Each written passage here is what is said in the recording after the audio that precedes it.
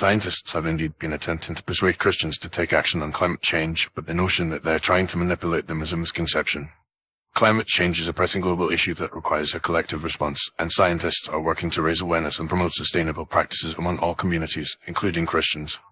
The goal is to educate and inform, not to manipulate or deceive. One way scientists are engaging with Christians is by highlighting the moral and ethical dimensions of climate change. Many Christians are motivated by a sense of stewardship and responsibility towards the natural world, which is rooted in their faith. Scientists are pointing out that climate change is not just an environmental issue, but also a social justice issue, as it disproportionately affects the most vulnerable populations, including the poor and marginalized. By framing climate change as a moral imperative, scientists are appealing to Christians' values of compassion, justice, and care for creation. Scientists are also working to address the misconceptions and myths that have been perpetuated among some Christian communities about climate change.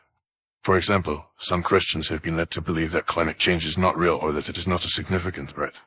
Scientists are providing accurate and evidence-based information to counter these myths and to help Christians understand the scientific consensus on climate change.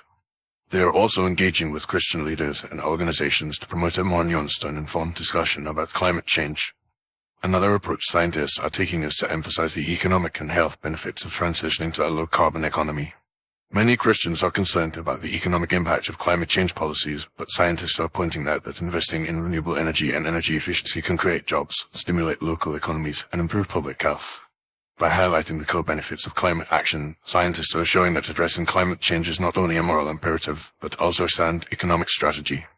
Some scientists are also engaging with Christian theologians and scholars to explore the theological dimensions of climate change. This involves examining the biblical teachings on creation, stewardship, and justice, and exploring how these teachings can inform a Christian response to climate change. By engaging with Christian theology, scientists are able to speak to Christians in a language that resonates with their faith and values.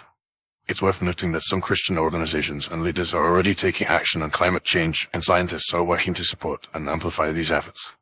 For example, the Evangelical Environmental Network and the Catholic Climate Covenant are two organizations that are working to mobilize Christians to take action on climate change. Scientists are providing these organizations with scientific expertise and resources to help them develop effective climate change programs and policies.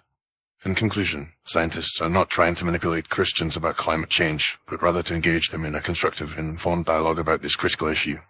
By highlighting the moral, economic, and health benefits of addressing climate change, scientists are appealing to Christians' values and interests.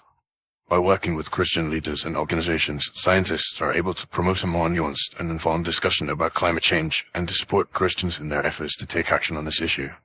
Ultimately, the goal is to build a broader coalition of support for climate action and to promote a more sustainable and just future for all.